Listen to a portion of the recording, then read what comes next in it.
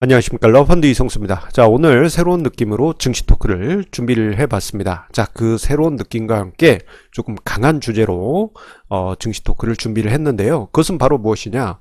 자, 요즘 주식시장을 보게 되면 강한 하방 경직을 계속 보여주고 있습니다. 주가지수 2000 무너질 듯 말 듯 하다가도 바로 치고 올라가는 모습이 반복되고 있죠. 자, 매우 강한 하방 경직을 보여주고 있는 한국 증시. 그리고 사람들은 비관론에 쌓여 있는데, 자, 이런 때가 기회지, 언제가 기회겠느냐라는 생각을 하게 됩니다.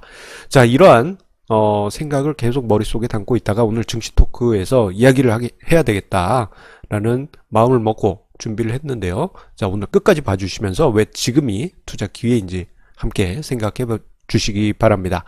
자, 일단 이야기를 이어가기에 앞서서 2013년에 부동산 시장 그때 당시에 부동산 시장에서의 비관적 심리에 대해서 언급을 드리도록 하겠습니다. 자, 지금은 상상이 되지 않으시겠지만, 자, 2012년과 2013년 당시 한국 부동산 시장은 극단적인 비관론에 휩싸여 있었습니다. 자, 지금 화면상의 도표는 서울 아파트 가격의 실거래가 지수 추인데요. 자, 2011년과 12년, 13년을 지나면서 자, 실거래가 지수가 꺾이게 되니까 그때 당시 한국의 부동산은 더 이상 희망이 없다라는 분위기가 팽배했습니다. 지금 상상 안 되시겠지만 그때 당시는 사람들이 집 안 산다 그런 분위기 팽배했습니다. 심지어는 이제 지금으로 치면은 갭 투자자들이 그때 당시 크게 실패해서 극단적인 선택하시는 분들도 계실 정도였어요. 자, 그런데 자, 그 시절을 되짚어 보게 되면요, 지금 주식시장하고 비슷한 부분이 많이 있습니다. 자, 일단 그때 당시 상황을 한번 살짝 보도록 할게요. 자, 2012-13년 당시 전국적으로 미분양 물량과 그리고 급매물들이 산적했어요. 공인중개사 사무소 가면요, 유리창에 그냥 A4 용지로 급매물이 그냥 한 열 몇 개씩 막 이렇게 걸려 있었습니다. 서울에. 자, 그런데 이게 어느 순간부터 해서 서서히 사라지는 흐름이 나타나기 시작했고요. 그리고 그때 당시 보게 되면은 극단적인 비관론자인 선땡땡씨, 아시는 분은 다 아실 겁니다. 자, 그분의 비관적인 글이나 책이 인기를 끌던 시절이었습니다. 자, 그러다 급매물들이 하나 둘 사라지면서 2012년 13년 바닥을 부동산 시장에서 만들었습니다. 자, 그런데 그때 당시 군중심리는 매우 차가웠어요. 자, 부동산 시장 이제 더 이상 희망이 없다. 나는 전세로만 살 거다. 주변 지인들에게 또 지금 정도는 실거주 목적이면 뭐 사도 괜찮지 않겠느냐, 사봐라 라고 권유를 해도 안 샀어요. 심지어는 어떤 얘기를 제가 많이 들었냐면요, 지금 생각해도 좀 당혹스러운데, 내 살고 있는 집주인은 착해서 전세금을 올리지 않을 거야 라고 말하는 사람들, 내 주변 지인들이 한두 명이 아니었습니다. 공통적으로 했던 얘기가 그 얘기였습니다. 지금은 상상이 가지 않으시죠? 그때 당시는 정말 그런 분위기였습니다. 자, 그리고는 어떻게 됐습니까? 자, 5년간의 강세장이 이어졌고 2018년 여름에 급브레이크가 걸리기까지 사람들은 부동산으로, 서울 아파트로 돈을 쌓아 짊어매고 뛰어들었습니다. 이 과정에서도 2013, 14, 15에는 조용히 있던 사람들이 나중에 2017, 18년에 뛰어든 그런 흐름이 나타났는데, 자, 반대로 생각해 보자면 2012, 13년에 뛰어들었어야 될 거 아닌가 그랬지만 그때 당시 군중심리는 너무 차가웠어요. 그런데 그런 군중심리가 지금 한국 증시에서 그대로 나타나고 있다는 점을 우리가 중요하게 봐야 되겠습니다. 자, 극단적인 비관론이 지금 주식시장을 지배하고 있고요. 심지어 군중심리 같은 경우에는 작년까지는 그래도 비관적으로 이야기를 던지는 분이라도 있었어요. 주식 투자 위험해요, 뭐 이렇게라도 이야기하는 분이 계셨는데 2019년에는 그런 분들조차도 사라졌습니다. 이건 무관심 영역으로 들어간 것이죠. 자, 한국 증시, 비관을 넘어서 무관심 영역에 들어갔다는 것은 역발상적으로 군중심리가 최악의 상황이다. 이는 역발상적인 투자 마인드를 가지게 하는 대목입니다. 자, 그런데 우리나라 증시 강한 하방 경직이 있다라고 말씀을 드렸어요. 자, 2018년에 증시가 하락을 하면서 끝없이 하락할 것으로 생각했고, 최근에는 자, 미중 무역 전쟁으로 분위기가 살벌했죠? 했죠?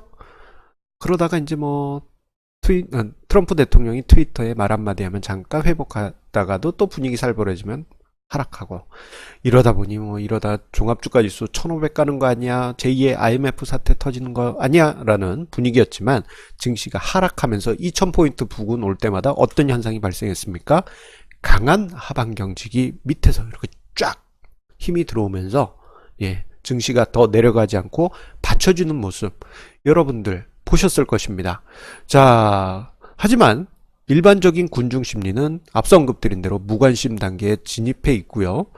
자, 극단적인 비관주의자들의 이야기만 귀에 쏙쏙 들어오는 현재의 군중 심리 상태입니다. 앞서 언급드렸던 2012년과 2013년의 부동산 시장에서 극단적인 비관론자인 선땡땡 부동산 전문가가 했던 비관론을 사람들이 귀에 쏙쏙 들었던 것처럼, 지금 한국 증시에 대해서 많은 사람들은 비관적인 이야기만 듣고 주식 투자 나쁜 짓이야 뭐 이렇게 생각하는 상황입니다.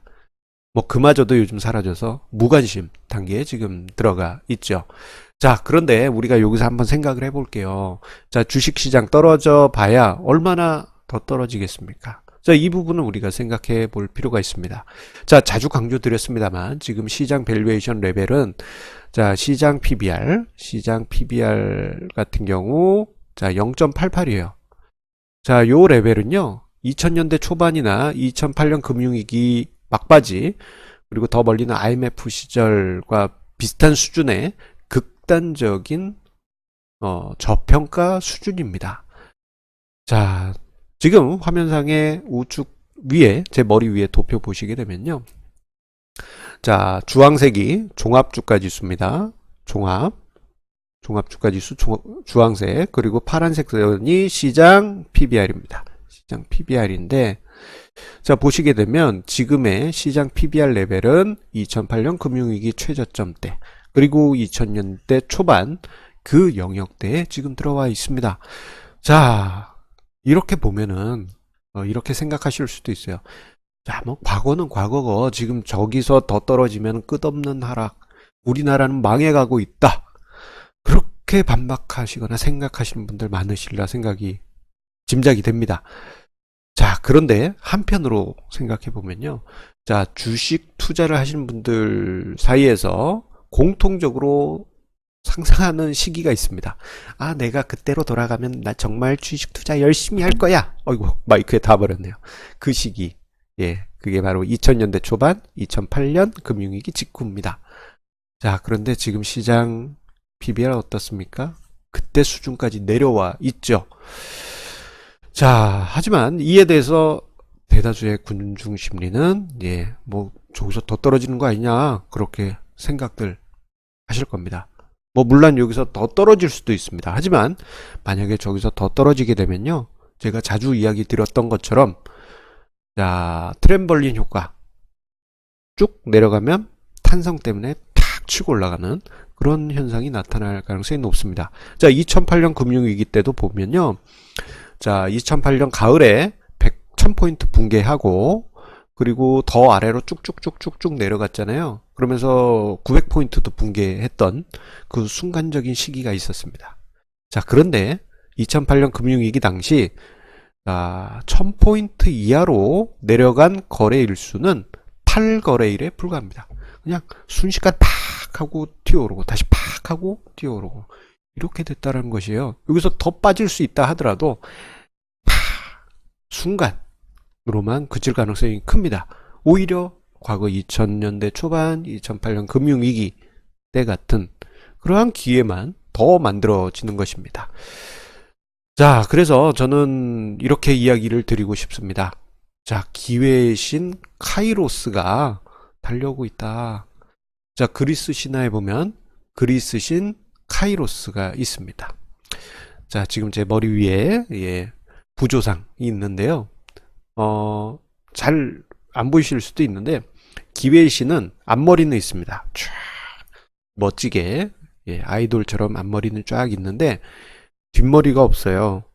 그래서 자 멀리 기회신이 달려올 때는 탁 손을 내밀어서 잡으면 머리를 이렇게 꽉 잡을 수가 있어요. 아이고 머리가 흐트러졌네요. 자, 꽉 잡을 수가 있어요. 그런데 기회의 신 카이로스가 싹 지나간 다음에 기회가 바로 눈앞에 지나갔네, 잡아야지 하고 탁 잡으려고 하면 예, 뒷머리가 없기 때문에 미끈하면서 잡지 못하고 오히려 기회의 신은 훨훨 날아가게 도망가게 됩니다. 자, 이처럼 우리가 인생사 투자를 하는 데 있어서도 기회도 마찬가지입니다. 자, 다가올 때는 저게 언제 올까 의아해하면서 뭐 언젠가 오겠지 뭐 이런 식의 분위기였다가 막상 탁 지나가고 나면은 마음이 급해서 딱 그 기회를 잡으려고 하지만 예, 기회의 신은 뒷머리가 없죠. 잡으려고 해도 미끈하고 못 잡고 예, 그런 상황이 만들어지게 됩니다. 자, 그러한 기회의 신의 모습, 카이로스의 모습, 한국 증시에서 보여지고 있는데 마치 이렇게 이야기를 해주는 듯 합니다. 쉿, 너만 알고 있고 기회를 꼭 잡아라. 예, 저희 증시 토크 보시는 시청자님들, 자, 오늘 영상 조회수가 어느 정도 나올지 모르지만 요즘 조회수가 좀 많이 줄어서 예, 조금 기운을 못 차리고 있습니다만 예, 우리나라 전체 투자 인구 500만에 비해서는 아마 조회수 자체는 절대적으로 작은 수준일 것입니다. 어쩌면 오늘 영상 보신 분들은 기회의 신 카이로스가 얘기한 그 기회에 대한 답을 들으신 기회가 아니었을까, 그렇게 생각을 해보게 됩니다. 자, 오늘 러펀드의 증시토크 함께 해주셔서 감사드립니다. 자, 항상 구독, 좋아요, 공유 버튼 꾹꾹 눌러주시는 애청자님들께 감사드리고요. 자, 영상에 관해서 예, 칼럼도 준비되어 있습니다. 영상 상세 보기에 보시면 칼럼 링크가 있으니까요. 그쪽을 통해서 함께 칼럼의 상세 내용도 함께 보신다면 투자에 조금 더 도움이 되실 수 있겠습니다. 자, 그러면 오늘도 성공 투자 이어가시기 바라면서요. 내일 또 다시 좋은 주제로 만나 뵙도록 하겠습니다. 감사합니다.